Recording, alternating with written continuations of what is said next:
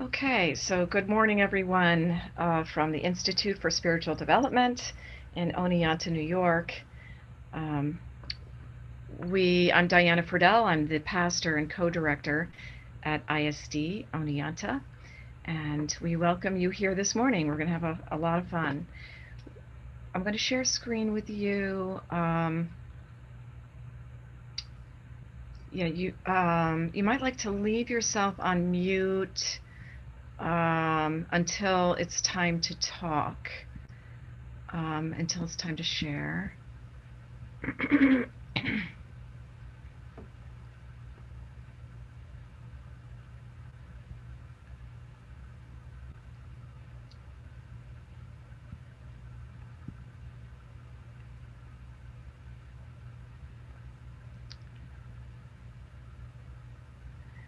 Are you seeing my slideshow? Yeah? Okay.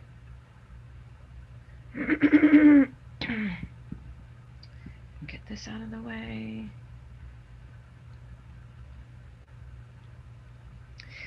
So, Jo Ann Wormuth and I are here we've put together a lovely PowerPoint presentation about the science and practices from world religions. And Jo Ann is our healing program director, and she'll introduce herself a little bit more, Reiki master teacher and many other things. And I am also a psychic medium and a healer, but my main thing is pastor and psychic medium in my practice every day. So the first half of this, we're going to be talking about prayer, about the science of it, like why does it work, and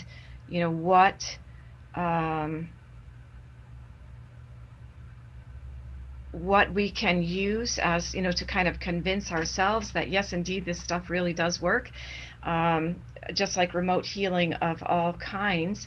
And then we're going to talk about how practices from world religions, and then we're going to have a little guided meditation. So this is what you can expect from the day where we're going to be using the great invocation for world healing together.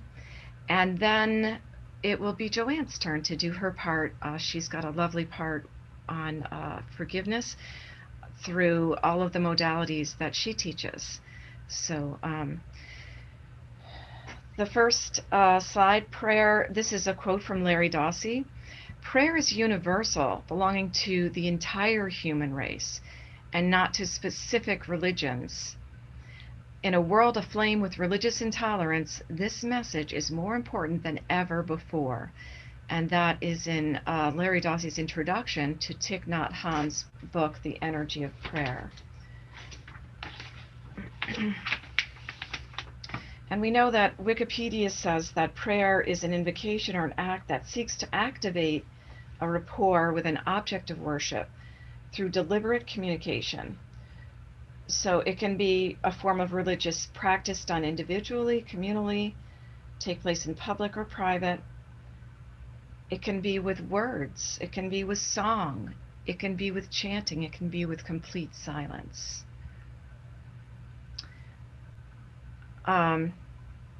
The garden is a metaphor for life, and gardening is a symbol of the spiritual path.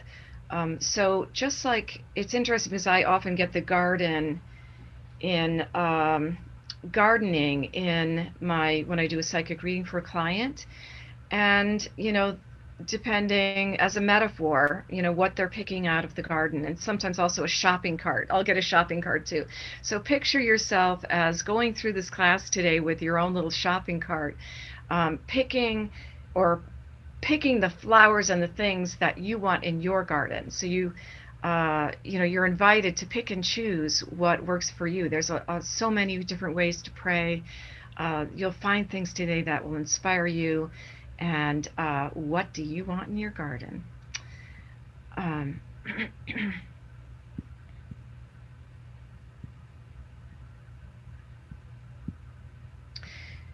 traditionally, science has only just been changing the last, decade or 2 decades here.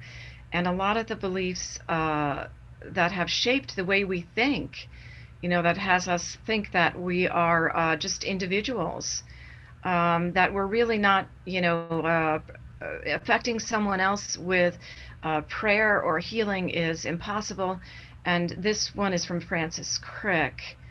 A person's mental activities are entirely due to the behavior of nerve cells, glial cells, and the atoms, ions, and molecules that make up and influence them. Sound familiar, I'm sure. That's what we were all kind of brought up with, so many of us. That. And then this one from Carl Sagan. The brain's workings, what we sometimes call mind, are a consequence of its anatomy and physiology and nothing more.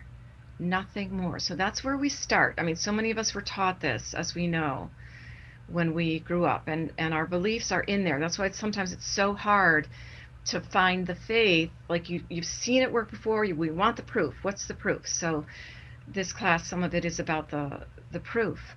I don't end here. And so where scientific proof is kind of taking us now is more from that individual mind to one mind, that there's a group consciousness that exists outside ourselves, beyond limitation of space, time, and mortality. So, that's all that we do at the Institute for Spiritual Development, right, is connect with that higher self, divine consciousness, universal field, whatever way you come at it. There is something beyond ourselves, and even now science is kind of showing this. This is, does anybody know what this is a picture of? Do you take yourself off? If you know what it is, take yourself off mute. Is it locust? Not locusts, actually. Anybody else? Starlings or birds? Yeah, starlings. And when they fly in this pattern, where they all move at once. I'm sure all of you have seen it from time to time, and you're looking up at the sky and you can't believe it. Huge flocks that all move in unison, all of a sudden make a quick change, and they all move at once. They've all changed, and somehow they know, or they're communicating, right? In nature, you see this a lot in different types, schools of fish, etc., where there becomes scientific proof that there is some kind of communication going on between them that we don't understand. When you look up proof for prayer, you're going to find Dr. Larry Dossey. He's about 81, I think it said now. I think he was born in 1940. And there are hundreds of studies now showing that if someone adopts a loving, caring attitude toward another living organism, human or not, that organism becomes healthier. So kind of all of your actions become prayer. If it's a loving attitude, plants, even to our plants. Sometimes I purposely, like, I'm gonna talk to my plants every single day, and sure enough, they seem to get better. So, and that's another course, but Marguerite Omenbauer would be teaching. So Larry Dossey started his work, or you start to see a lot of his big work out of medical school in about 1994. Well, he starts lecturing on all of this, the power of prayer, in 1994. I'm sure he became, probably in the 70s, he became a doctor. He's got a lot of different experiments and, the clinical studies out there, and I just picked a couple fun ones. No, go backwards. Backwards. Women prayed for had twice the success of getting pregnant than the ones not prayed for.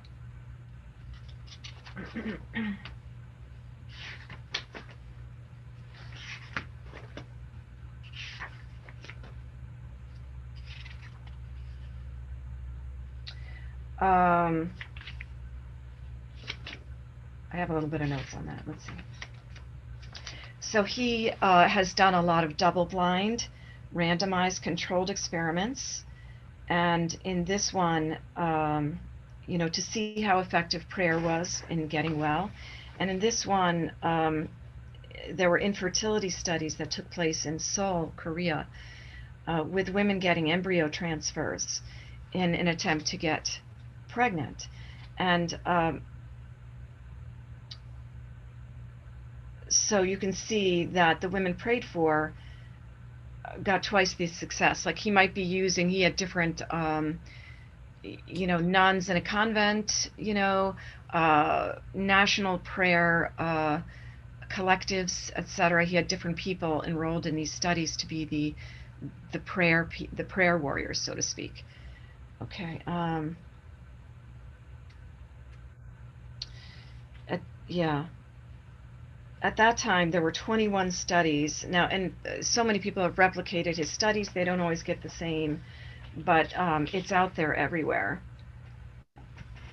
Let me see.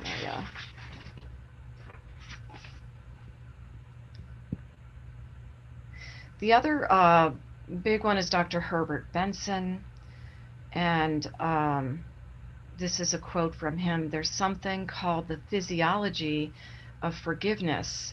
Being unable to forgive other people's faults is harmful to one's health. And that's been proven. That's one of the things he said is proven.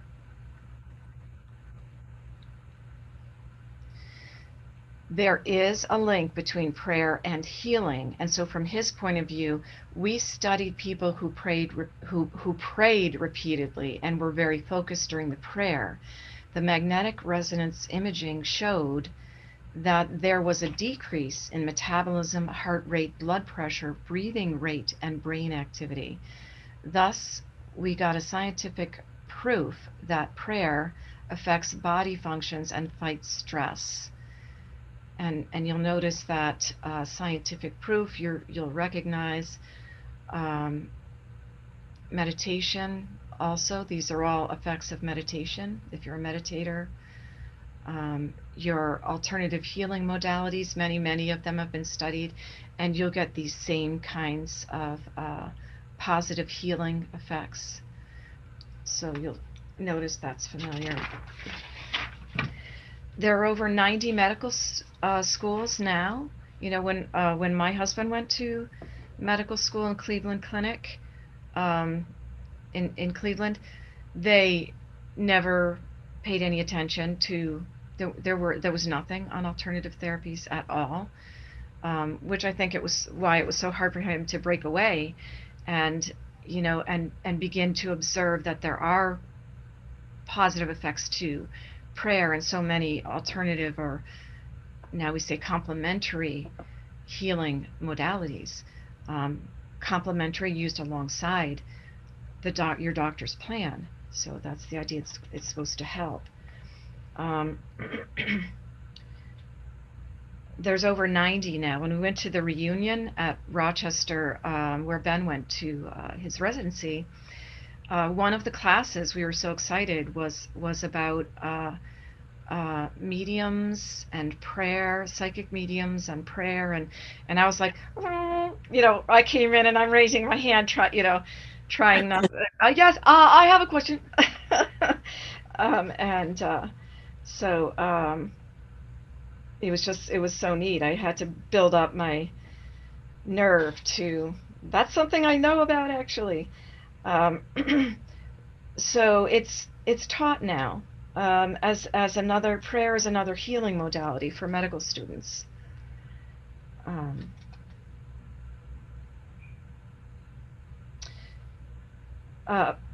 Dr. Benson, by the way, has the Benson Henry Institute,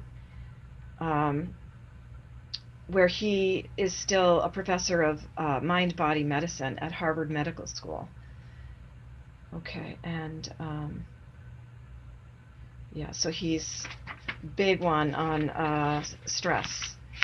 So on those things, now you can go, I'm going to send you Joanne and I have put together a lovely book list. We're going to send that to you. You may find some you want to, um, you want to look at to maybe see what are some more studies, and that's all up to you. But I just wanted to give you kind of the basic of the two ways that healing not only good for other people, but also good for the person who's doing the prayer. Okay, so the second half of this little presentation, before we go into that, any comments, questions on that first half that you wanted to bring up? Yeah, it's Sherry. Hi, Sherry. Hi. On April 4th, when the critical pulmonary doctor had come in and told me that they wanted to take me to ICU and, if necessary, put me on a ventilator. And I told him, I said, my last memory is about Doug. And he said, okay, I'm going to give you 20 minutes. And I asked for prayer, and I could feel it coming through. Wow. My O2 stat went up. My breathing regulated more, and also in use with the asthma rescue breathing that my massage therapist breath coach gave me. And my temperature went down. Wow. I mean, I was praying myself, but I knew the prayer warriors were praying for me all along. And it's kind of like anybody in the world and the cosmos and stuff that was praying, it was funneled into me. Wow. And because when you think, he came back 20 minutes later and I did not go to ICU. Wow. I honestly think he gave me the 20 minutes out of respect of hearing me, but the look on his face when he didn't have to send me to ICU and he asked me what happened, I told him. Yeah. Wow. Beautiful. And I know we have an example also during our New Year's retreat. A couple of our members were in the hospital, and Lisa and Joe, and I had chatted with her the day before, and I said, do you want us to send healing? Maybe we could do it during our New Year's retreat. And she said, yes, please, please, please. They were, both of them, in the hospital for different reasons, and were pretty very afraid, upset. They weren't able to be in the same room, each with different life-threatening things going on.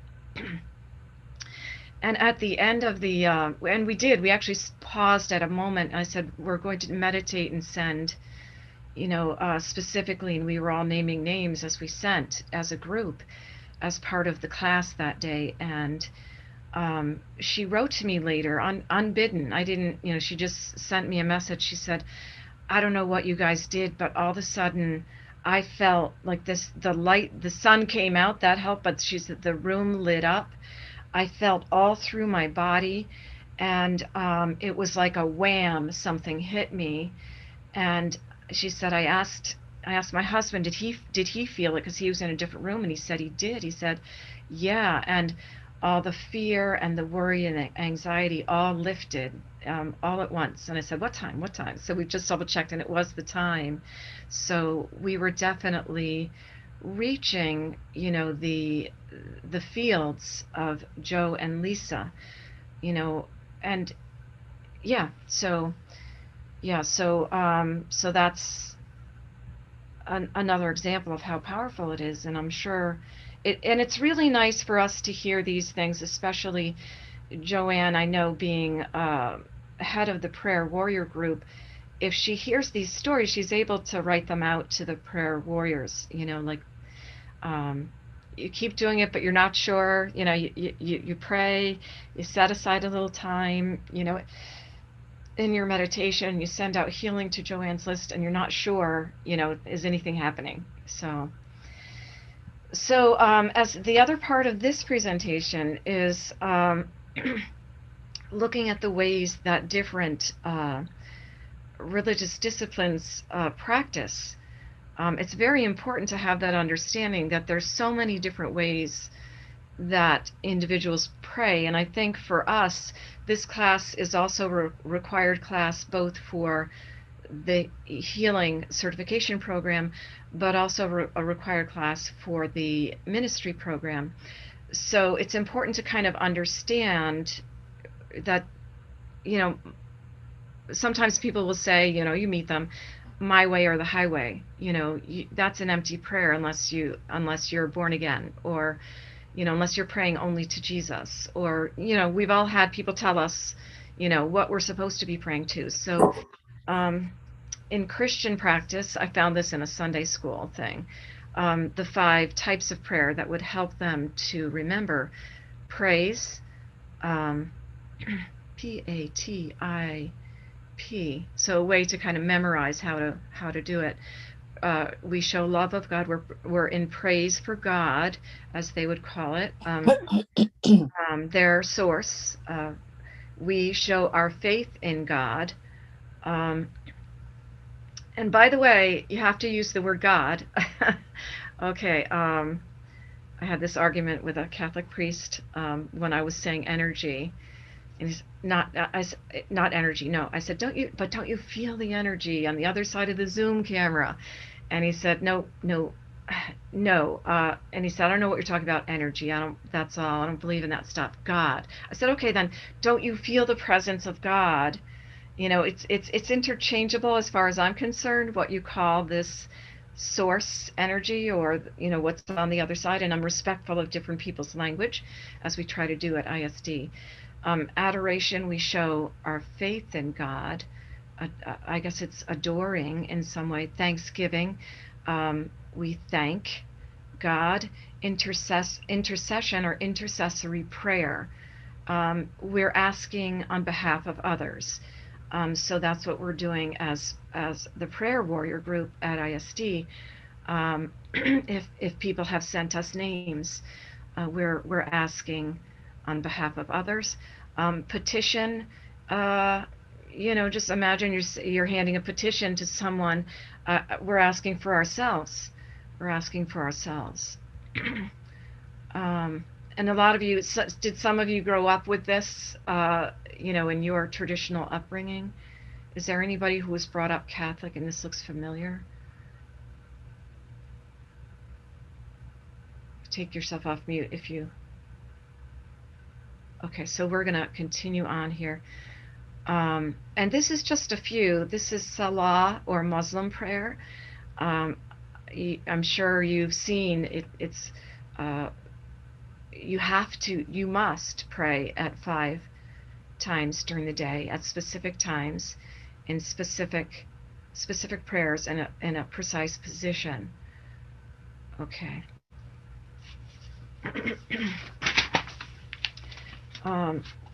If you've ever been to, in New York in the middle of the day, I'm sure, listen, others of you who have lived in New York, you must have seen a cab driver stopping and taking a break at a specific time, whatever time he's required, to place down the mat and start praying. So you'll see this even on the sidewalk.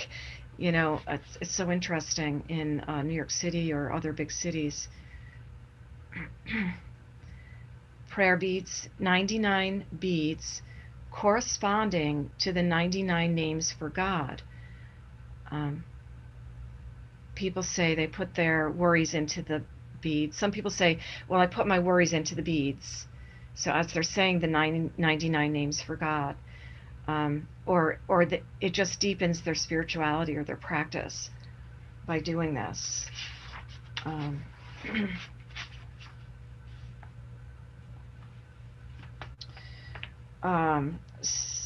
Subha, S-U-B-H-A, consists of 33 beads,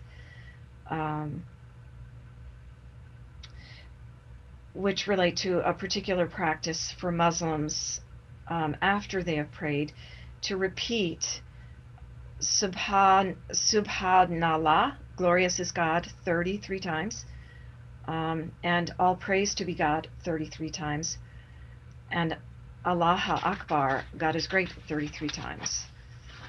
So, this is just a few, world religions. This isn't all of them. I'm just giving a quick overview. Um, Praying in community. Sangha means praying in community, and after chanting and invoking the masters at a spiritual pilgrimage in Chichen Itza, Yucatan, Mexico, 2 students of the I Am teachings, and they caught all these orbs. It wasn't raining or anything at the time, but they had been chanting, and the idea of sending that spiritual energy.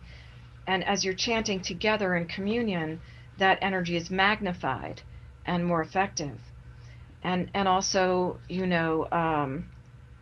as it says in Matthew 18, chapter 18:20, for where 2 or 3 gather in my name, there am I with them.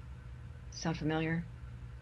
Whenever 2 or more of you are gathered in my name, there is love. And there's many songs about that. Okay.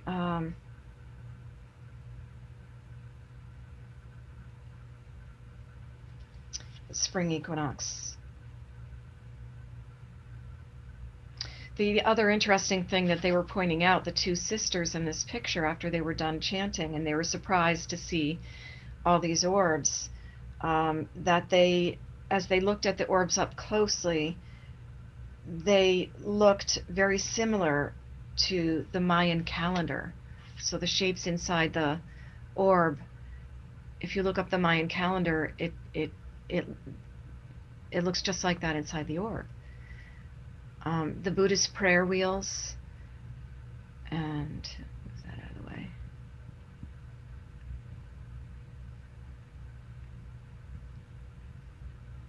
You know how the little thing gets in your way and you can't read?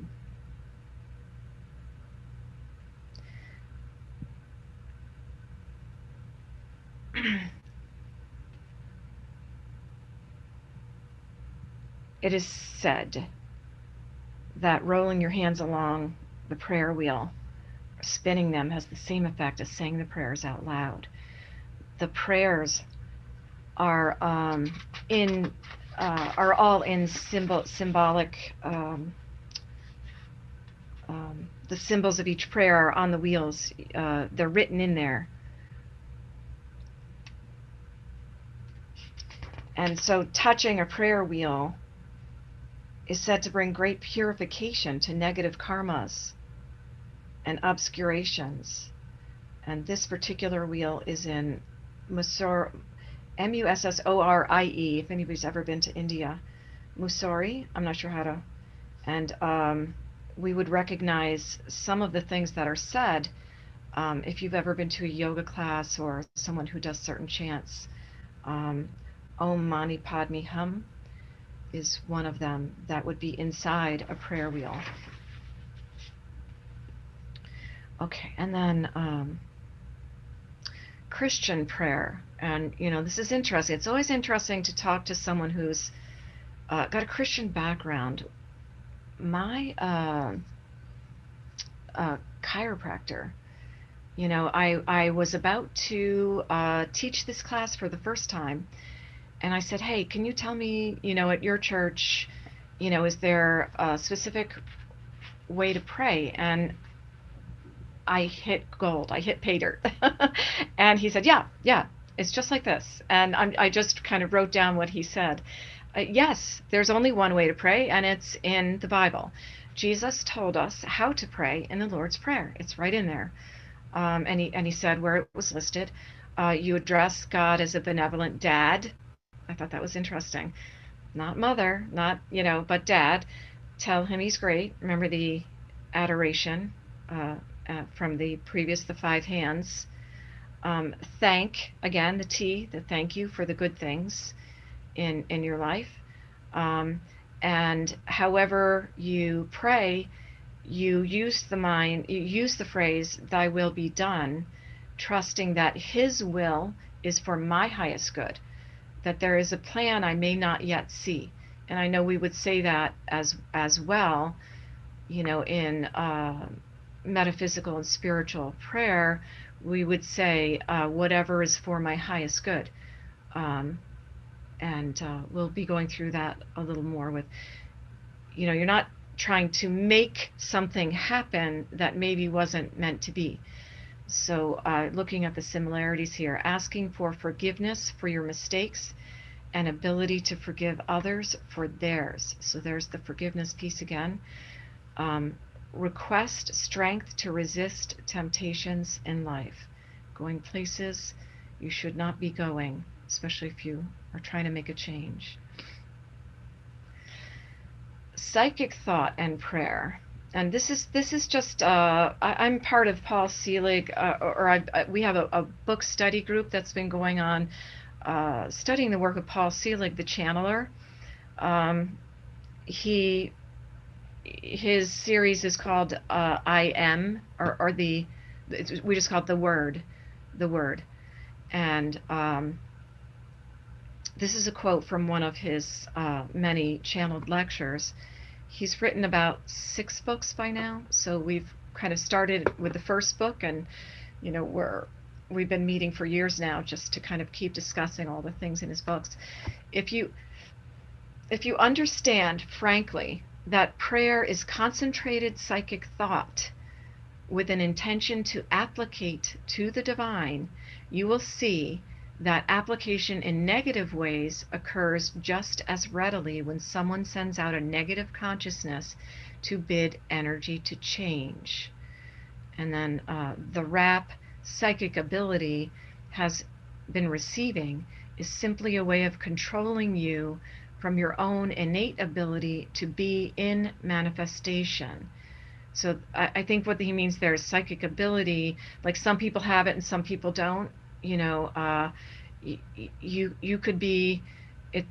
As if some people are able to have this ability, and if you don't, you're not. You need to go see someone else to help you manifest what it is that you're trying to create in your life. But we all have this innate ability to create what we want in our life. Okay.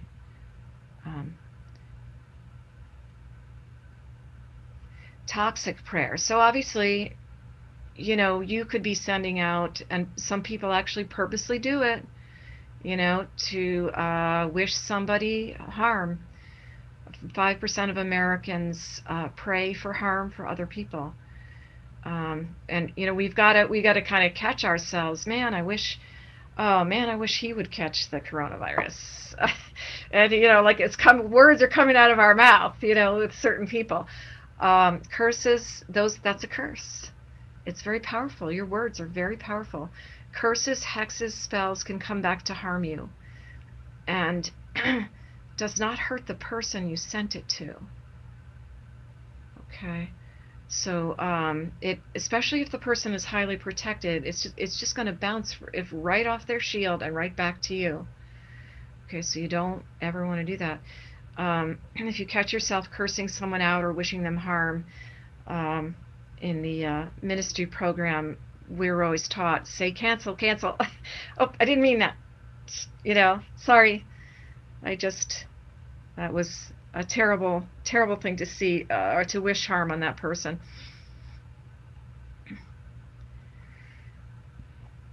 Okay, so before we go on to this, any comments, questions, thoughts so far there?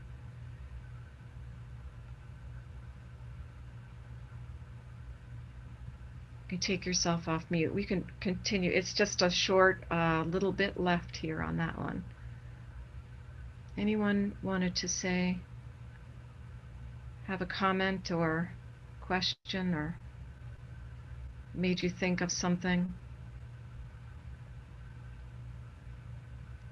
Okay, so we'll continue.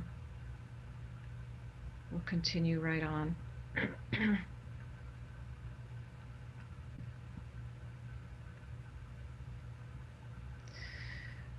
Okay, so how do I pray? If a spark of God is within me, how do I start a prayer? How do I start a prayer? And There's a lot of prayers, a lot of different ways to begin a prayer. Um, Spirit of the divine, uh, spirit of the universe. There's so many ways until you find something that feels right to you. Angels, can you might like to pray to angels. You know, not always sure who's out there, who's going to answer that. If we don't agree on who God is, can we still pray together? If we don't agree, should we say, I agree to disagree? Anybody have a thought on that?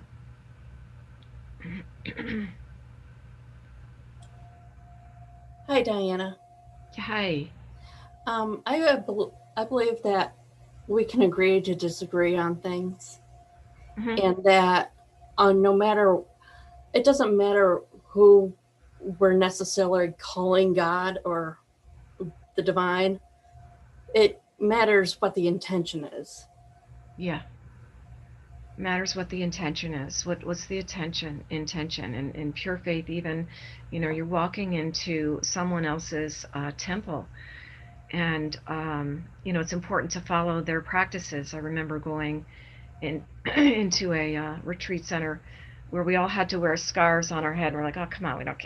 Yes, you do. You do have to wear a scarf on your head, and you do need to do it. It's their practice. Um, and the women needed to sit separately from the men, and we all had to kind of get used to that. Like that's the way it's done here. That is the protocol of that they follow. So I would be ruining their practice and their beliefs and their faiths if I didn't do it the way they Yeah, do. Um, and yeah, I believe we gotta, you know, be sympathetic and caring towards others who may have a different belief than we do. yeah. It's just a different path then, and a different belief, and um, kind of integrate is the word I like to think of when I'm going Yeah. into another. I just integrate what I do with how they're leading it. So it's very individual. It's very between you. Your prayer is between you and your God. Um, Mhm. it's between you and your God. It's not. So what you do in your mind with your direct connection, etherically connecting to the universal field, is yours. And I think we all do become one, and I've noticed it over and over again. We all become one, even when I've walked into someone else's way of praying that I might have walked in being very judgmental. But pretty soon I feel the whole energy being lifted as if it was no different than the way that I pray. The whole energy is lifted in the room, that wham, that Lisa was talking about that she felt in the hospital when we sent our prayers and light out to her. Praying out of desperation or begging attracts more of the same back. That's the law of attraction there. So, I'm desperate. I'm desperate to pay the rent. Uh, I beg you, I beg you, I beg you to put some money in on my path. you know. Okay, and then the other example here, I'm praying that I don't fall flat on my face. Um, and so my husband and I walking on the ice, we were like, okay, sure feet, clear path, sure feet, clear path. Just picturing the way we want it to go, because you are very powerful in picturing the way you want it to go. Picture the positive outcome having already happened. Thank you for the easy surgery, the doctor's confident hands, and quick and breezy recovery. Those are all the things you want. You don't pray that, please, I pray that I don't have any pain. I pray, um, all they don't hear the don't, they just hear the pain. Okay, idea. Okay. Using your power as the outpicturing the outcome you would like. Praying with sincerity. If our prayer doesn't have the energy of faith, compassion and love. It's like trying to use a telephone when there's no electricity in the wire. And that's from Thich Nhat Hanh's book about prayer.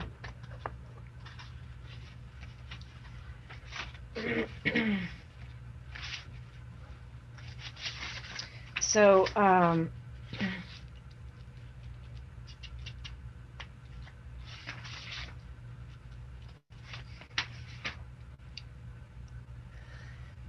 we have one more. And we kind of talked a little bit about this along the way. We have a hymnal that has some prayers in it that was shared with us from ISD National.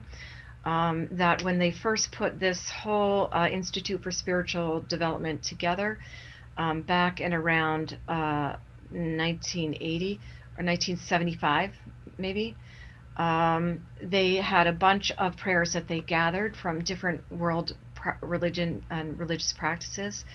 And you'll find that God is addressed in many different ways.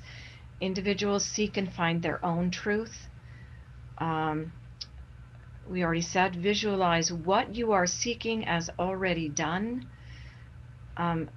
When you connect intuitively and you ask for the right words to say, they will come. And this is what we have been teaching in our ministry program, and that you use that power of intuition and your psychic ability to say what needs to be said to open this meeting. Give me some words, what prayer would unite this group right now? And we tend to start things that way quite often.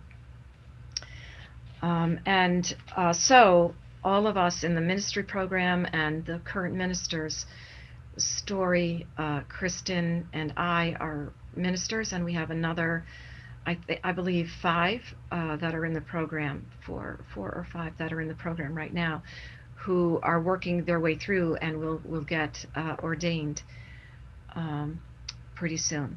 So we like to write our own prayers. So quite often, if you attend a Sunday service, Sunday metaphysical service, we now are getting better and better at writing our own invocation. Like, what am I being coached to say today? What does God or my spirit guides, my master teacher, want me to say today? And we're writing kind of unique individual prayers. Or sometimes, if you're with Story in a service, she's confident enough to boom, do the prayer just as she's receiving it. So she's kind of, we'll do it that way. I'll do that in a smaller circle, but I'm not confident in a big, in a big thing where we, big service where we're, Facebook Live, whatever. That fear of making a mistake. So, yeah. So any comments, questions? I think that's... So, Yes, excuse me, Diana, I have a question. yeah. Mm-hmm. This is Terry. Back the previous slide, I believe it was like prayer of desperation. Yeah. Is that any different when someone's desperate for healing? Desperate for healing? Yeah.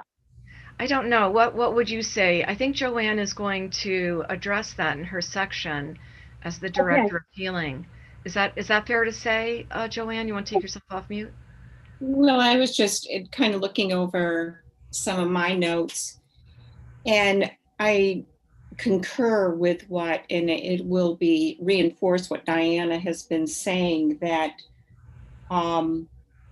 you don't beg, you don't say please, you assume that it's already happened. So you would be saying, thank you for this healing. Thank you for being present and offering this healing. You would always talk in the affirmative. It's if you beg, and I'll go into this more, if you beg, it's like you don't have trust in the process of prayer. So, and I just made a note because what Diana is saying will be reinforced in what I give you too. So, thank you. You're very welcome.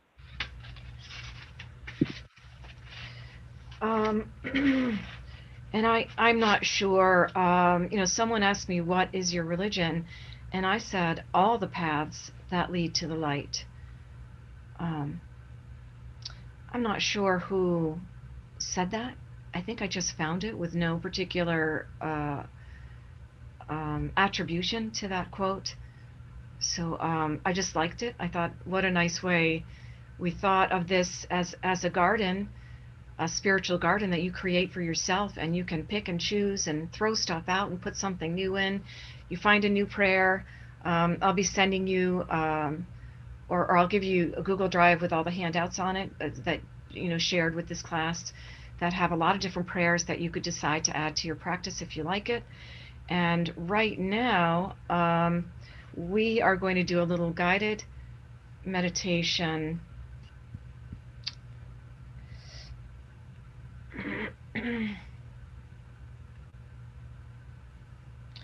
Before we, so a little break here for a short guided meditation, which will end with a mantra of connection and blessing. This is a nice one. We've used this a lot at ISD, and you can have your eyes closed um, if you'd like. And actually, at the time, I'll just say you can look at your screen now because I think I'll lead it that way. Um, we'll start with a guided meditation.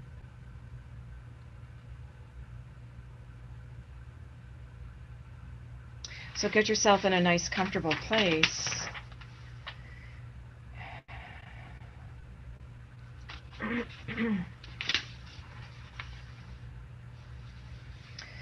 So, even at times where you're feeling a little powerless to affect change in your life, like something's going on and nothing's working and you don't know what to do, and, you want to just enter into meditation and prayer.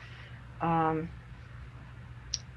there's so much adversity that we're facing.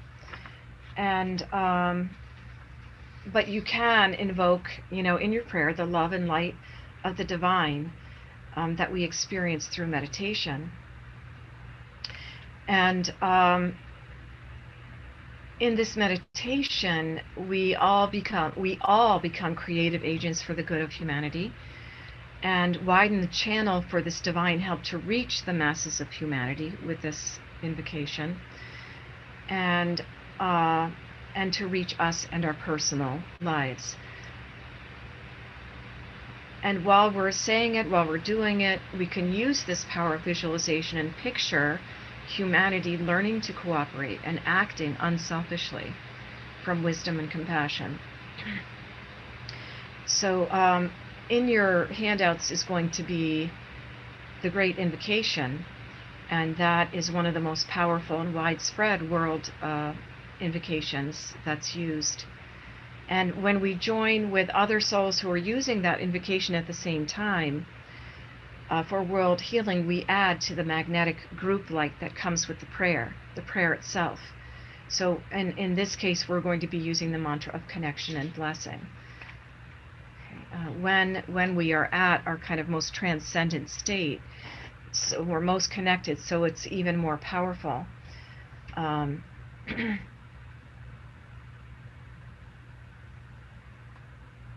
So you can either yourself leave your eyes closed and just repeat the words of the mantra in your mind after me, or say it out loud but leave yourself on mute. Make sure everyone's on mute. Or you can, I'll try to share it on the screen when we get there again. Okay.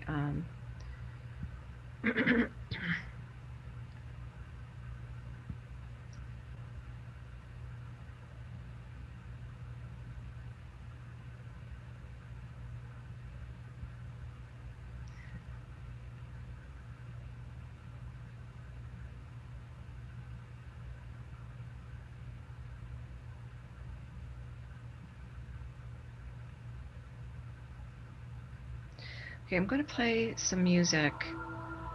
So, in the background.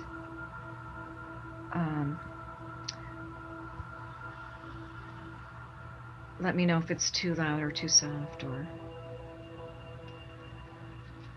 And you can settle comfortably in your chair, close your eyes, get in your comfortable meditative position. Take a nice deep breath and let it go. Make any adjustments you need to be comfortable. Take another purposely deep breath at your own pace. And on the exhale, let go of the tension in your neck and shoulders, allowing your neck to be loose and limp. Loose and limp. Let your shoulders drop. Let your hands rest easily in your lap. Take another deep breath. And on the exhale, let go of any tension in your thighs, knees, ankles, and feet. One more very deep breath. Hold it for a moment at the top. Notice all the thoughts running through your mind. Expectations, lists. And on the exhale, let it all go. Let all those thoughts slide off your back. Like mud, don't need them right now. Let your breathing return to its own normal rate. With every breath you take, you're allowing yourself to become more and more relaxed. Moving into that more powerful position as the observer of your thoughts. And in the next few out-breaths, I invite you to think of those thoughts going out on the out-breath. Any thoughts, any worries, any tensions. Go out on the out-breath and float off into the beautiful sky on a summer day. Watching them float off in the summer breeze. Letting go. Notice the bubbles shimmering in the light of the sun as they float away and pop. And you notice the sun looking very magical, and imagine it as a source of whatever is divine for you. That unified field, God, energy, angels, whatever it is. And imagine now that you could breathe the rays of light in through the top of your head, through your crown chakra, which is opening to admit that light like the top of a sky dome.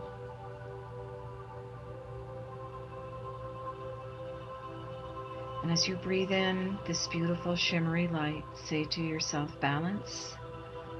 And as you breathe out, say the word harmony. Breathing in balance.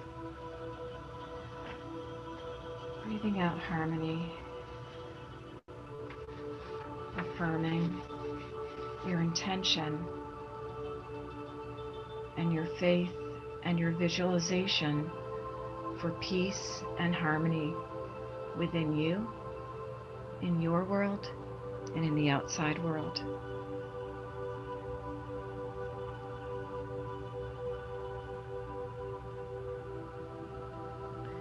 With every breath, you feel closer and closer to that place of stillness within you, where your true self lies, the real you, the spirit part of you that has all the power and confidence that you will ever need. Breathing in balance, breathing out harmony. And now breathe in joy, right through your heart center, heart chakra. Breathe in joy and healing. Feel that loving energy in your heart center, always starting from a place of love. And imagine that as we're saying the mantra of connection and blessing, that you have the ability to send out that joy and healing and love on the out-breath to all of those in need. Bring to mind individuals, friends, family, loved ones, people suffering around the world, and imagine with every out-breath waves of peace and light surrounding them and enveloping them.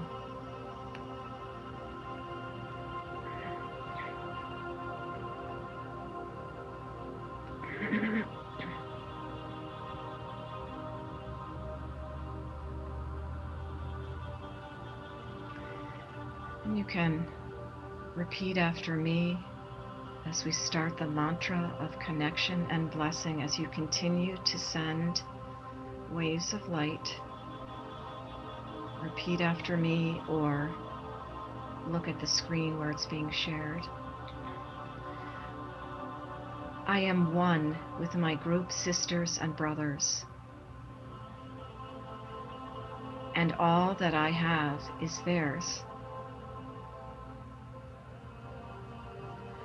May the love which is in my soul pour forth to them. May the strength which is in me lift and aid them. May the thoughts which my soul creates reach and encourage them. And one more time, all the names and faces coming to mind just as you recite the words. I am one with my group sisters and brothers, and all that I have is theirs. May the love which is in my soul pour forth to them. May the strength which is in me lift and aid them.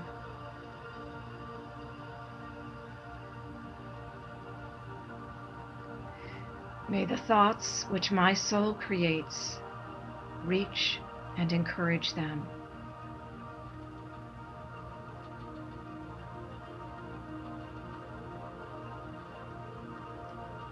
And feeling that recharge and revitalization, you recharged yourself as well as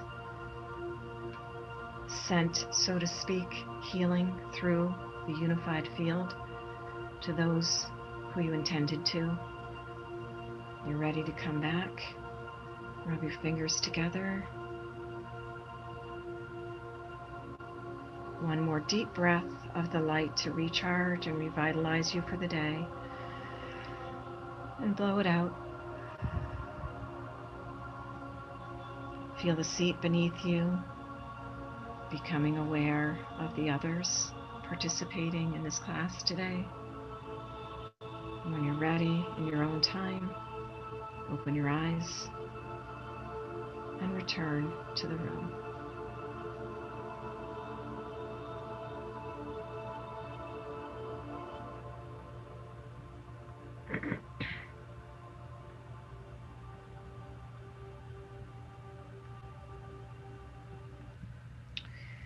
Any discussion on that? Any comments of what you were receiving? Did anybody get some images or what that feeling was like to be praying with the group in a circle?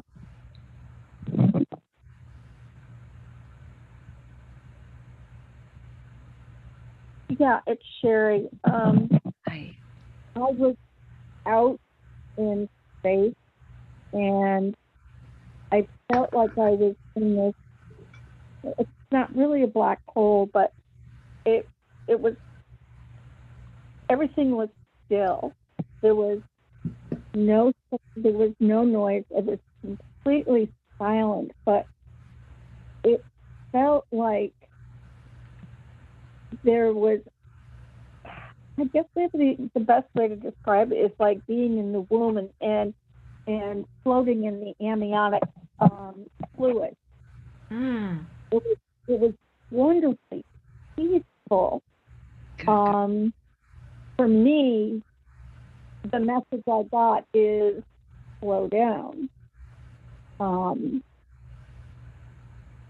And, you know, and yeah, to slow down and take stock of what's around and in front of me, and give myself time to meditate more and connect.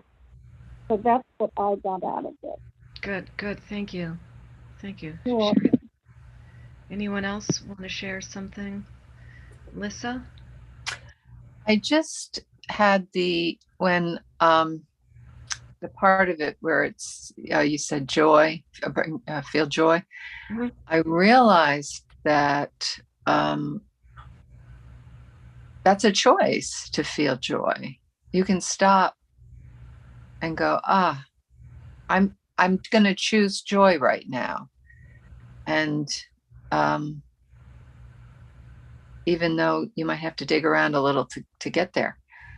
Good insight. Also, the other thing I kind of, these ahas was the idea of how many times I don't remember to pray for something that's bothering me.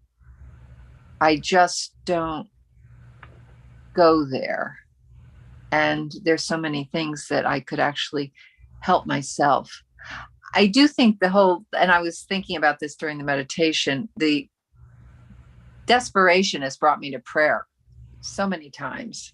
Oftentimes it's mostly what brings me to prayer. So Yeah, good point. So I don't want to deny my desperation in my prayerful moment, but certainly I understand that leap is very evolved and I'll get there eventually. But in the meantime, I'm okay with desperation.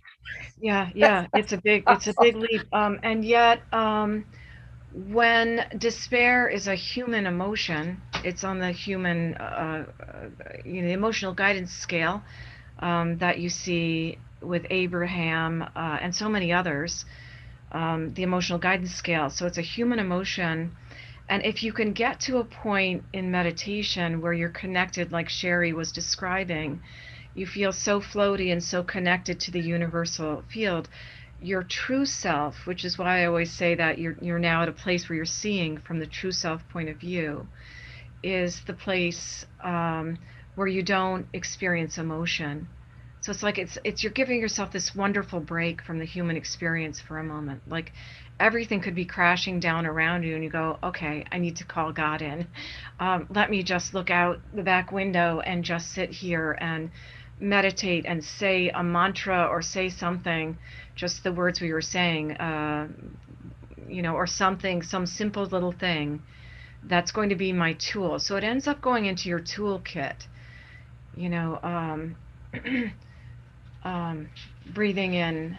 What were we doing? Breathing in balance And harmony. breathing out harmony. That your intention becomes those things. Yes. By simply using that as a tool. That's where I'm going. Balance. And that I need to then the get to that balance. desperation is let go. I think Yeah. my worry was to say, oh, I'm desperate, I better stay away from God, or prayer. But no. Right. Yeah. Good. Thank you for clarifying that. That's That good. was the I mean, only so thing. often you're right. We're right there in despair because there was something horrible that happened, and we're still feeling the shock of it. And I think the training gets us through that desperation quite quickly. I think that's the training, that's the practice, that's Yes. the daily, as Jo Ann was saying, a daily, every day. And then I think the desperation is probably more and more and more less prevalent because we've managed those skills. Yeah. Perhaps. Yeah. Awesome. Yeah. No, I'm not there yet, but I'm working. Yeah. Right. Well, we all do. We, working. daily. That's this stuff. Yeah. Stuff hits the fan, and we go a little out of control and out of whack, and then you go, oh wait, I could meditate. I actually could meditate, and Yes. I'll start to get to a place where I can see a little more of a resolution to this, rather than stay wallowing down here for the next 2 days in despair and worry. I want to move. I recognize where I am. The true self of me recognizes where I am, where my emotional state is, and I also recognize that I can at least try, even though I don't feel very powerful right now. I can at least try to move myself out of this state just enough so that I begin to see that there's possibility and there's resolution to this. That there's something I could do by the end of this. So, good, all good points. So I'm going to turn this all over. Was there anyone else waiting to say something? We're on a timeline, and it's Jo Ann's turn. She's got some lovely exercises too for you. I just had a quick question. Yeah. It won't take a minute. What if you're sending like these prayers and sending blessings to people, and you see intuitively them shake it off or scream and run off? You've done all you can do. Yeah. Jo Ann would agree with me. I think, you just, it's like my husband, as a doctor, kept teaching me, and he's still teaching me, would you please let go? Cut it out. Can you imagine if I took every, emergency room trauma that I saw home with me every day? Stop it. Don't do that. I come home at the end of the day feeling I did everything that I could possibly do, and then go, okay, let myself off the hook. If the person didn't get better, they didn't get better. They're on their own karmic path with their own divine source. You're not responsible for how they accept the healing that you sent. Yeah. If that makes it any easier, it's like after a little Yeah. while, I don't need to be in the same, karmic place they are at all. I did everything that I could do. Well, thank you. I guess I just need to give myself a break. Yeah. And Jo Ann, if you want to unmute yourself, maybe if anybody needs to have a quick bathroom break or anything, do we have time for that? You're still on mute, Jo Ann. And I will switch the spotlight over to you, actually. Oh, okay. I thought I had unmuted myself. Okay. I'm unmuted now. Are you going to pull up my slides? Oh, good idea. Yeah. Let me get this spotlight off me. Remove spotlight. Okay, and then does anyone, if you, by show of hands, does anybody need to take a quick break? We'll just. Can you see the gallery view on yours, Jo Ann? No, but I could change it. Just for a quick second, and anybody need a break, or should we just continue on so that we finish by noon? Power through. Well, you can, if you need to step away for a minute, go, you have our complete permission. Okay. Okay.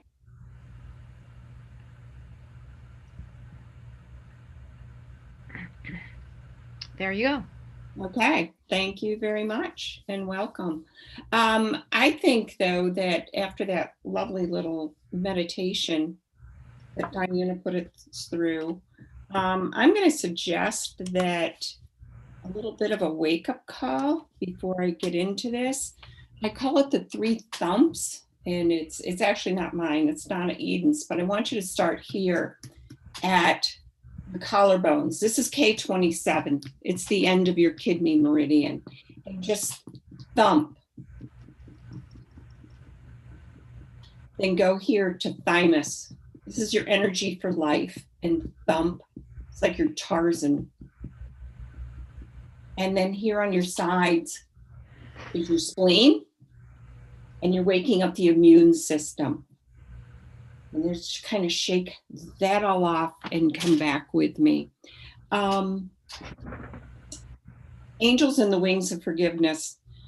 I have been very blessed to have worked with a number of very gifted people that work, mediums and healers that work with angelic energy. Sandra Ann Taylor, Stephen Thayer, George Corey. Definitely George is a continued mentor for both Allie and I. And so what I'm going to give you is based on my experience and my background working with angelic energy. So if we could move to the next slide, Diana, I think you're my control. Going to start out kind of in a backdoor kind of way is, what is false forgiveness? Or just saying the words, I forgive you. Many of us go through the motion of saying the words, I forgive you. Yet we're just saying those words. It's kind of like, see, I'll say it first because I'm better than you. And that just doesn't work. You will still be left with the memory and the anger, and you're really not letting go of the issue. And actually, the person that you've forgiven has gone on with their life, and they may not even be aware that you're upset with them. Sometimes we hang on to that anger because we're trying to punish the person who has hurt us.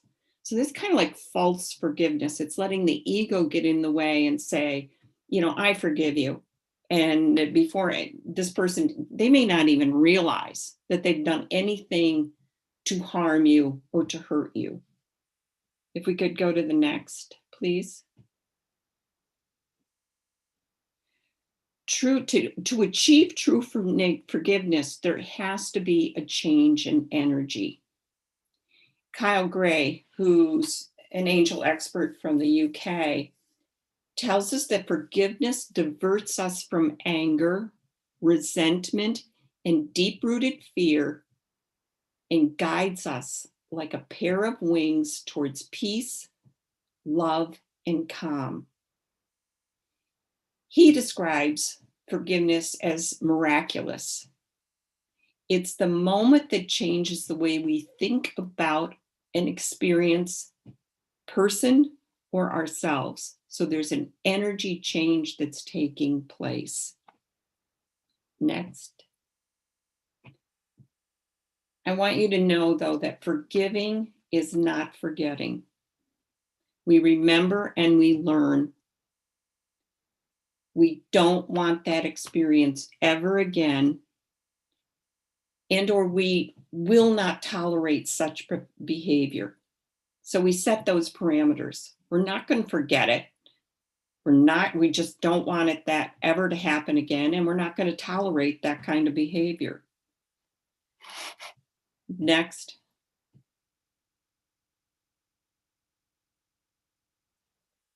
Next, I'm going to give you tips for working with angels. And this kind of reinforces what Diana was telling us in How Do I Pray?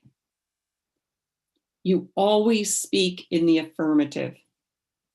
You say it as if it has already happened. And I will give you suggestions and guidance on how to do that.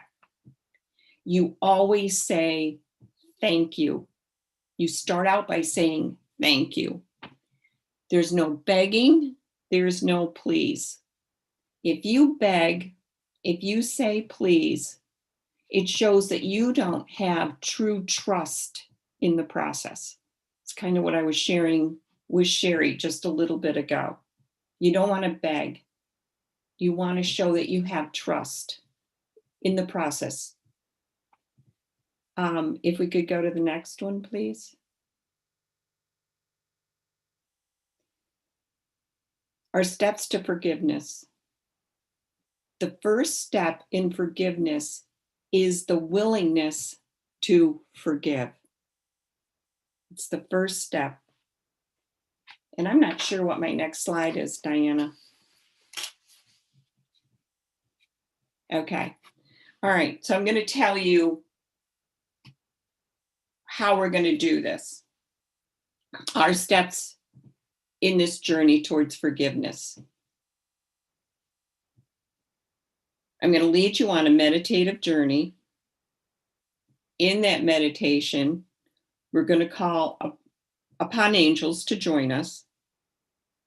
You will identify a person or an event that needs forgiveness. You will release the hurt.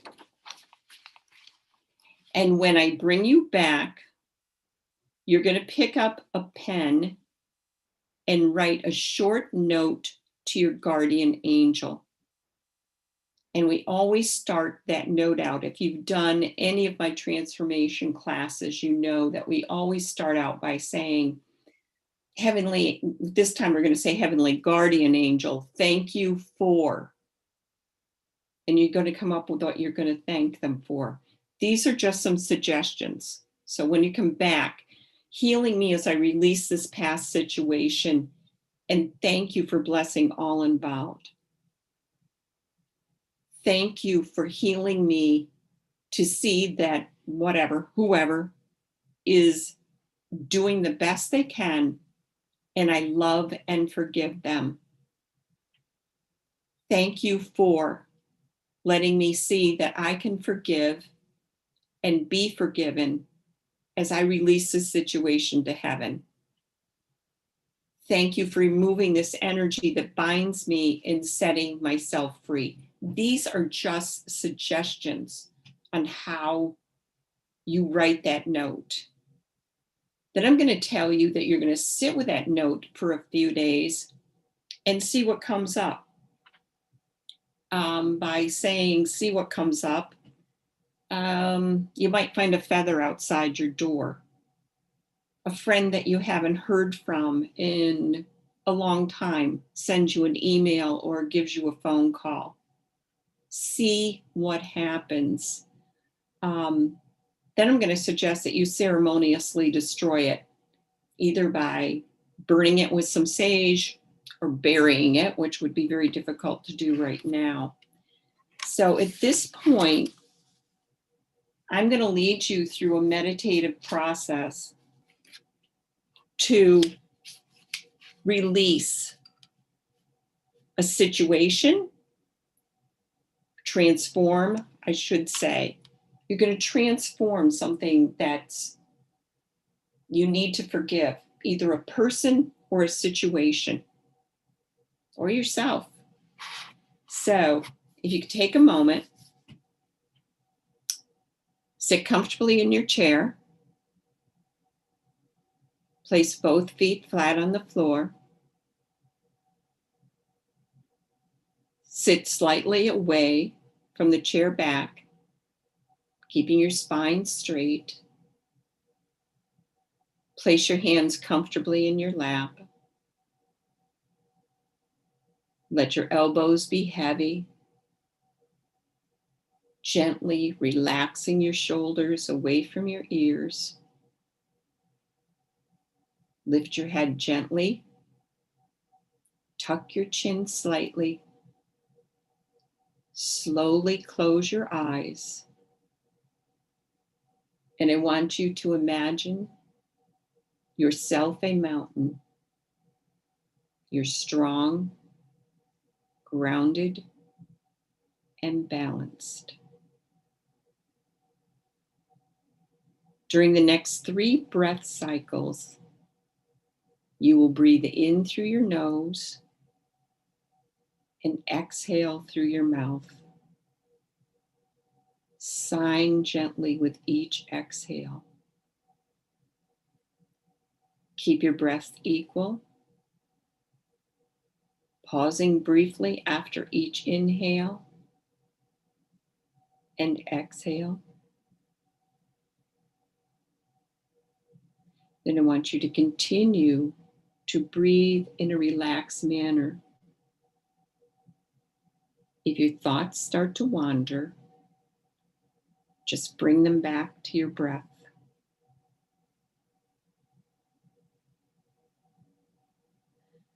Let us start by calling all named and unnamed angels to join us. Perhaps you will feel a gentle breeze. the touch of a feather on your cheek. You might hear the whoosh of air. Maybe you'll feel wings protectively surrounding you. Take a moment to acknowledge your guardian angel who is ever present throughout this life. Take a moment to let the energy of these angels blend with each other and you.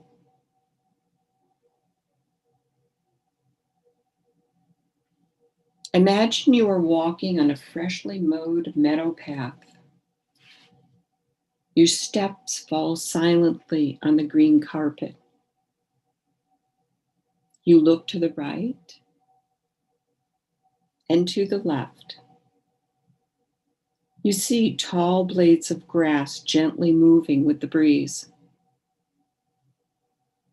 Looking beyond the edge of the path, you see a variety of wildflowers peppering the meadow.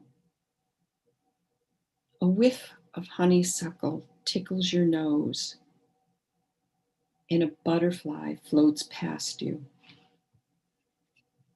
Up ahead, you notice a white gate.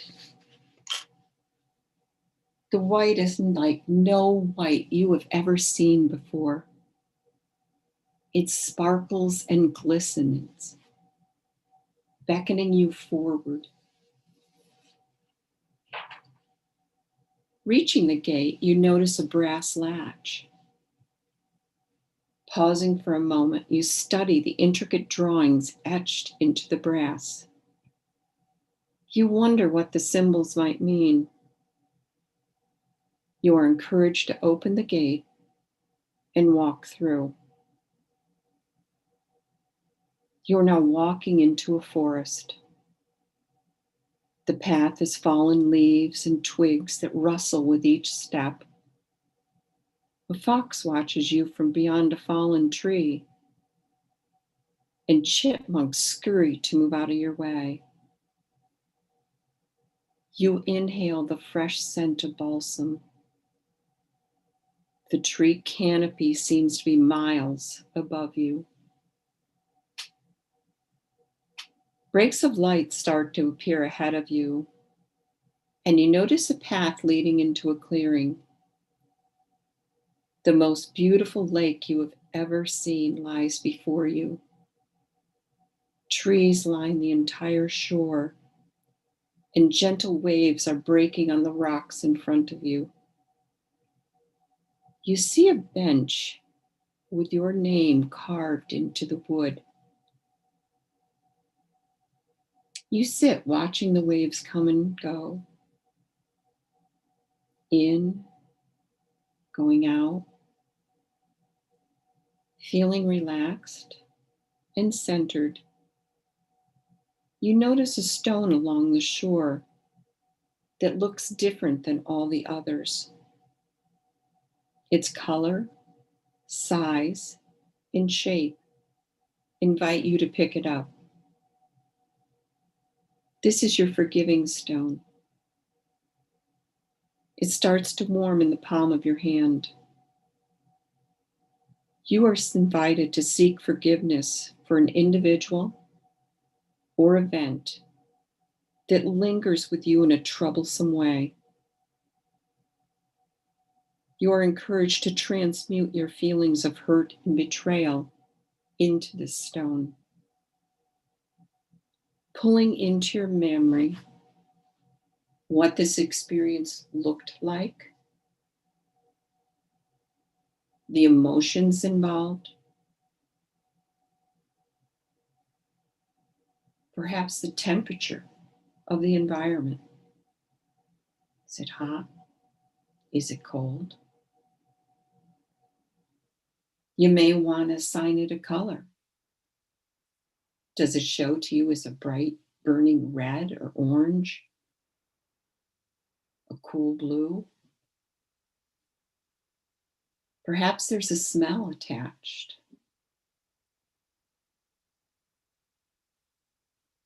focus your full attention on this individual and the experience.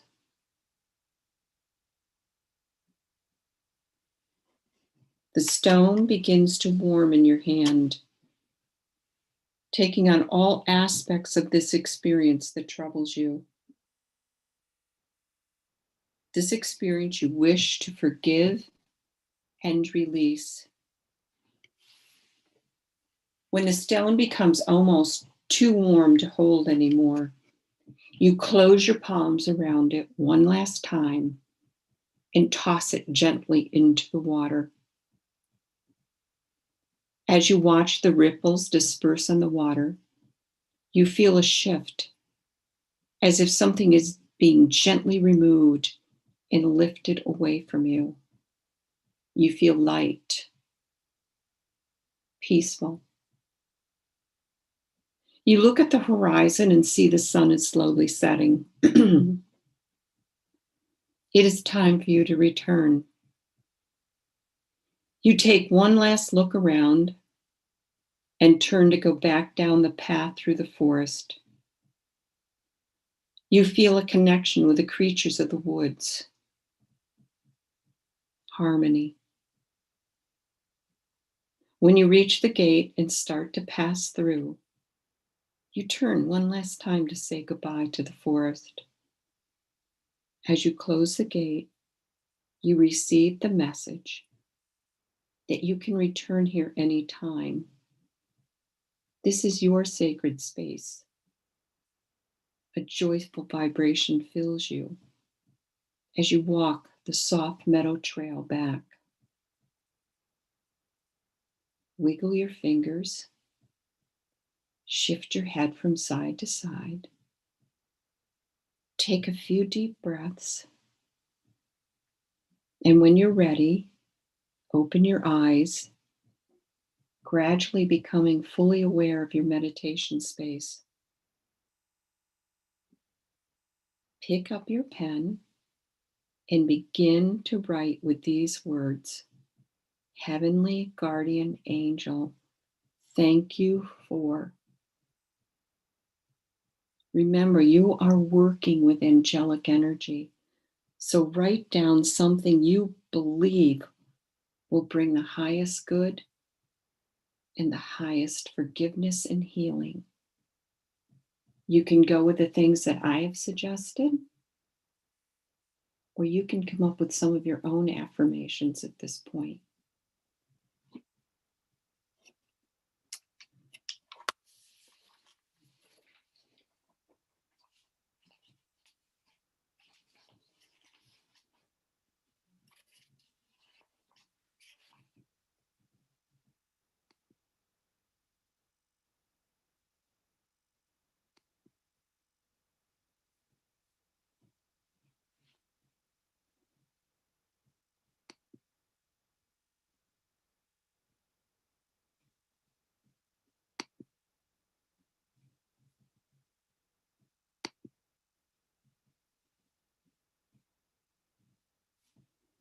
I always suggest that you take what comes first to mind. Don't overthink it.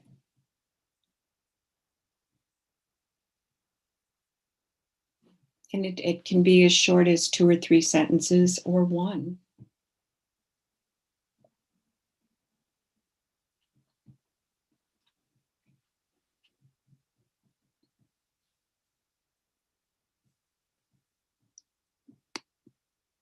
If everyone has something,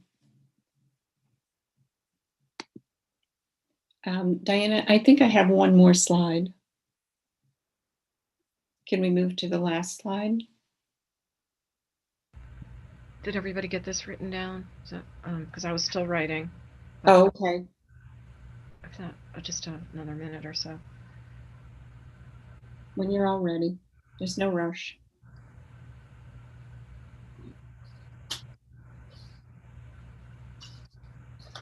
I was writing down all of it. I assumed, was I only supposed to choose one? Whatever works for you. Okay, I was writing down all of it. I want it to be as powerful as possible. I want all the words. Those are just actually a few suggestions. Oh, okay. To It's- give it's- people an idea of how, when you're working with angelic energy or you're praying, Oh, yeah, take a picture of it. Thank how you. to Yeah. do an affirmation, how you do it in a positive way. You're not begging, you're thanking, you're taking the premise that it's already happened because you trust and you believe in the process.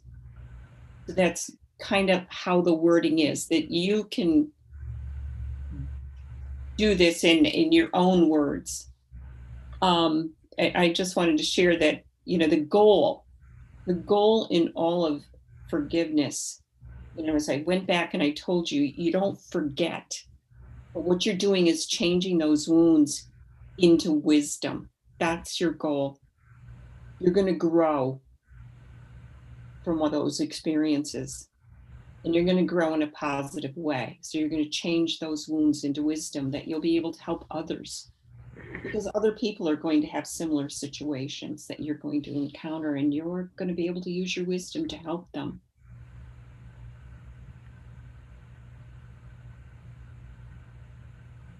So if we could go back maybe to Fulvio here and see if there's anybody that wants to share what they may have received.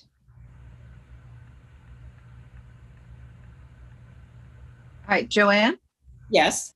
I just wanted to confirm that the second one on the list says healing. Is it helping or healing? It says healing. It's Or healing. But having, these are suggestions. You can say, thank you for helping me to release. Oh, It healing me doesn't- see that. it says Healing healing me to see. Yeah, I think that or helping me to see. yeah, Okay. there's helping me to see that. He- Whoever, healing me to see, or Okay. healing me to see that whoever this person is doing the best they can, and I love and I forgive them. Okay. Now I'm going to tell you from my own experience, and then I think Allie kind of brought it up in the earlier. You're going to run into situations or people.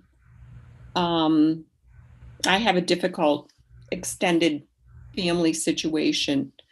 One thing, they'll come back at you. You can forgive them, and then you'll find that you 5 years down the road need to forgive them again. I feel sometimes it's an ongoing process, but sometimes the best you can do is to put it in this ball, just wrap it all up in there and hand it over to God, because it's bigger than you. And it's sometimes that is just the best you can do, is to, at this time, I've just got to turn this over to God. And it's okay to do that. You have to give yourself permission to be able to do that. Does anyone have anything that they're willing to share that they might have experienced or seen, or anybody feel comfortable doing that?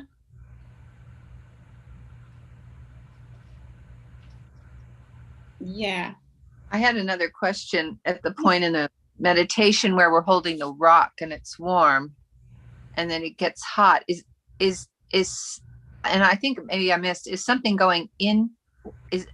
What was the process of the warming rock? You're transmuting those feelings, that perhaps it's anger, perhaps it's disappointment. You're transmuting that into your rock. And as you do that, the energy is getting warmer and warmer. So it's confirming for you that you are actually transmuting those feelings into your rock. Okay, thank you. Yeah, I could feel that. Thank you for the question. Yeah. Anyone else? Story? Yeah, I noticed with the rock, it was a little surprising. The word joy was on the rock. Ooh. And I realized in things that I've been working on the last couple of weeks that I've been working on forgiving some after effects of trauma so I could return to more joy. So it was, holding on to the unsolvable does affect your ability to be, happier in this moment. So, so I got the message at joy. Focus that this is release so you can move back into joy. And the line, change your wounds into wisdom is wonderful.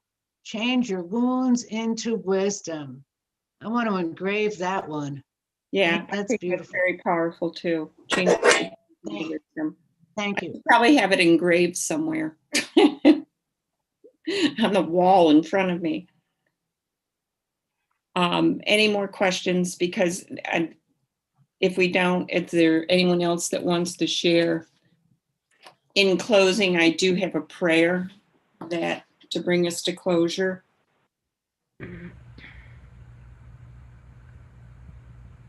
Unless there's someone else that has something that they'd like to share with us. It's Sherry. Hi. Hi. The way that I have looked at the things that have hurt me is there are gifts that are the result of that, of the wound that's made me stronger. And and I like the rephrase of wisdom.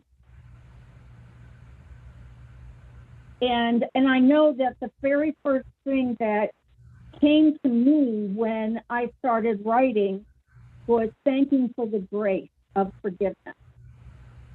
Oh, that's very good. That's very good. Thank you. It is a grace. Yes. All right. Anyone else? I have something to say. Yes. Vanessa? Something that's been playing over and over in my head all day is love always wins. So wrapping every thought with love, and Heavenly Guardian Angel, thank you for unconditional love. Nice. Very good. Wow. Very good. Well, I can share a little bit. Me, it was more of forgiving things that I cannot control, that I didn't have control over. Like Teddy. Right. Mm-hmm. That's one that you may have to turn over to God. That's huge. It's really big. And your father struggles with that one too. That I think it came out in Amanda's class that he likes to fix things and he couldn't fix that situation, that tragedy. And you can't. And when it's a child, it's so difficult to get beyond those feelings that I should have been able to do something for a different outcome. Especially, I should have been able to save him, but I couldn't. No, he felt the same. It was just, that was one of those that you couldn't save. So, if we're ready, I will do a closing prayer and we can go about our, I don't know, pretty cloudy day out there, but the temperature is warming up a little bit, and it isn't snowing. So we'll just take a moment. And have a few updates as to what's going on too. I suppose we could do a few updates after your prayer. Okay. All right. Also, one statement.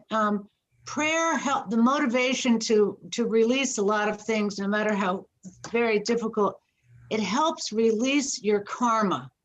It you don't take it into the next life, and you don't take it into the next day, the next year. So that's another example. It releases you just in this lifetime if you're only thinking in terms of this lifetime, but it releases you from having the lesson again in another lifetime. So when these things happen that are beyond our comprehension, and what was my role in that? Why did that happen to me? If you have a sense of karmic assignments, then you say, okay, well, maybe I was part of this in another time and space. I don't know it, but I'm experiencing the pain now. So maybe that was what I needed to do. So next time I won't get involved in that dynamic.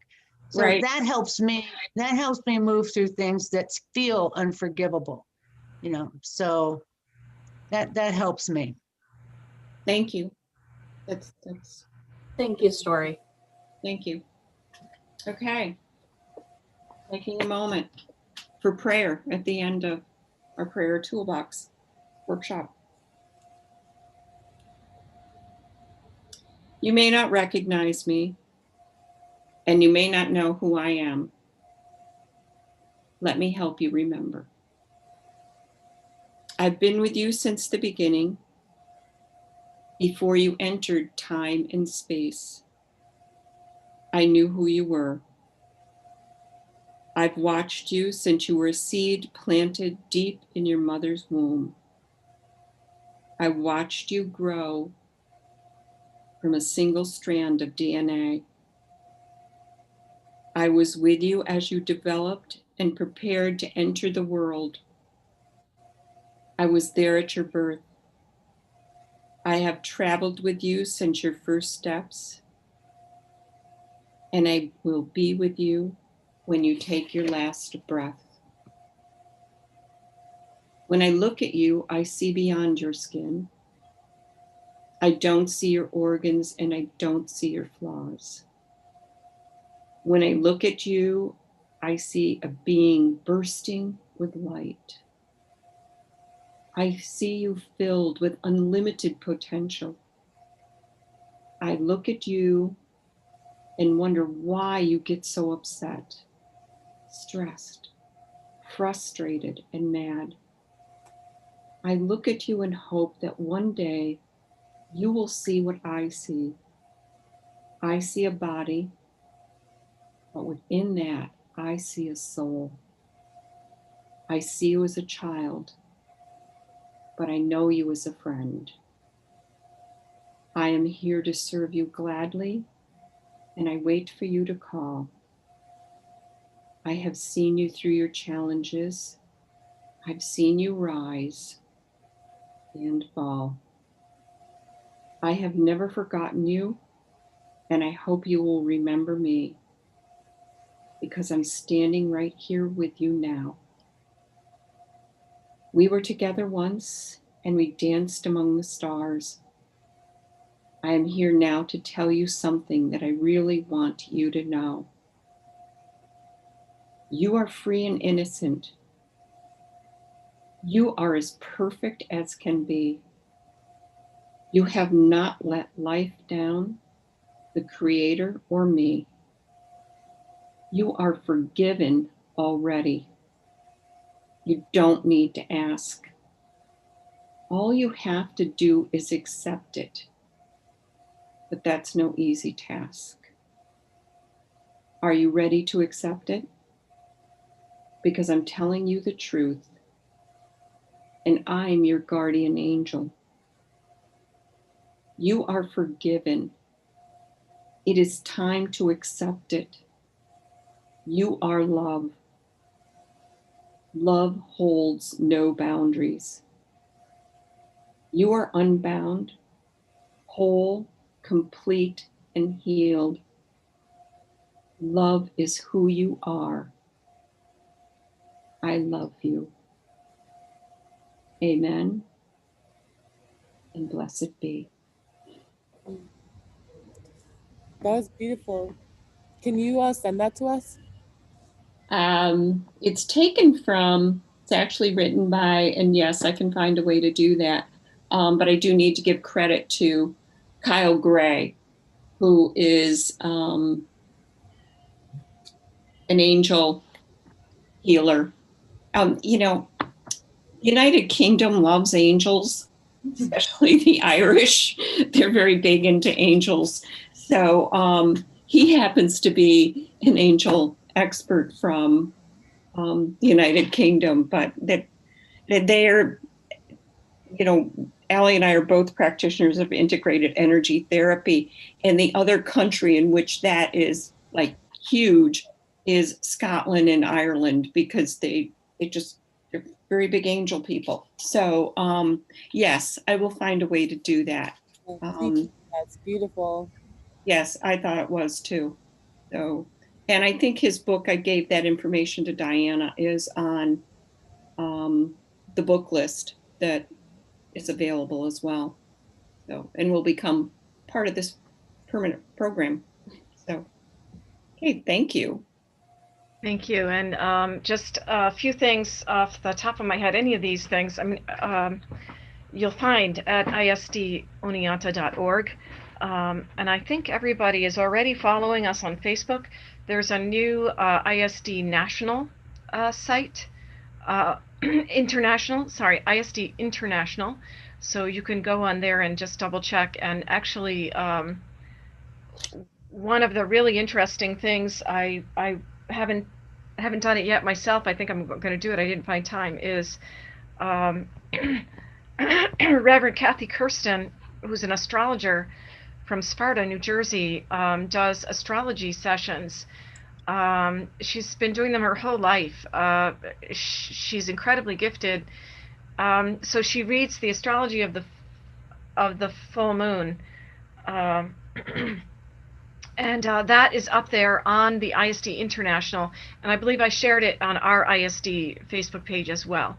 So, and it concludes always with, here's the forecast for this full moon, which was yesterday, and what tapping you can do to reinforce whatever it is that's supposed to be happening in this full moon. So, so you'll see the series runs right through April 25th.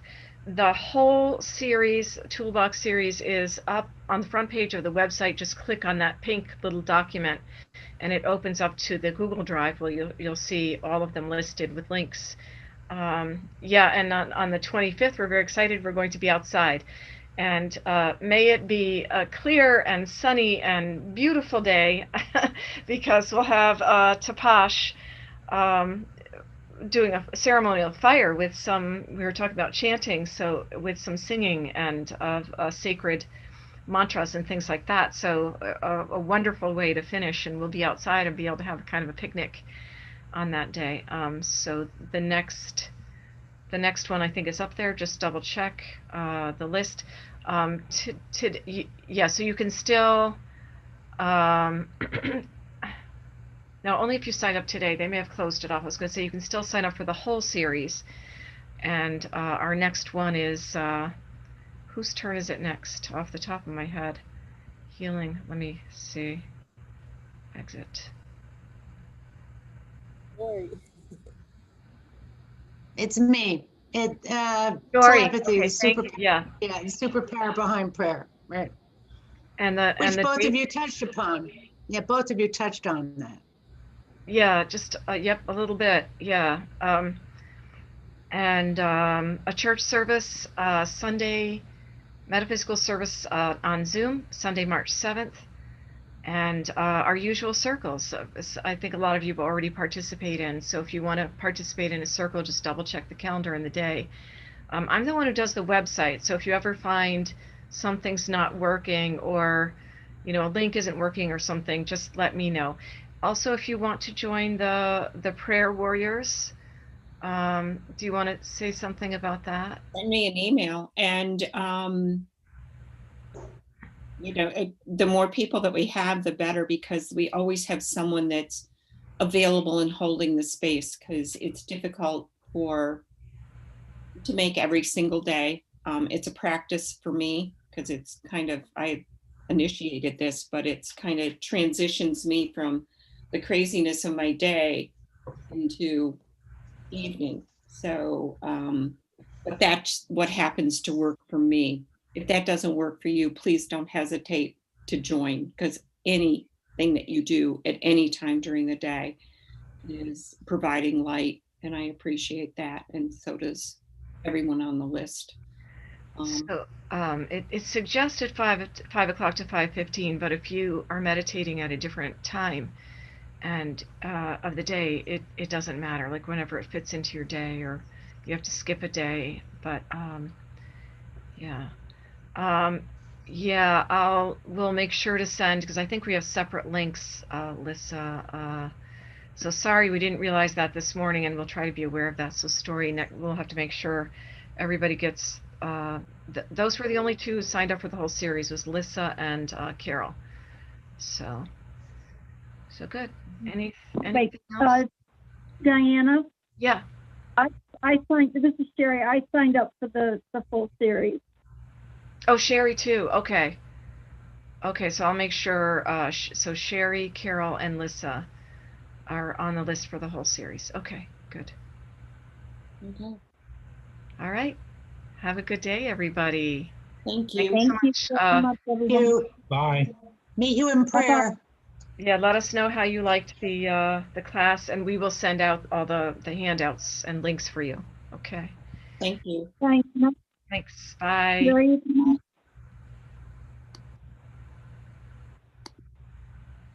Diana. Yes, yes, Sherry. Because I missed last week, I mean, the first one, is that, was that recorded? Yes.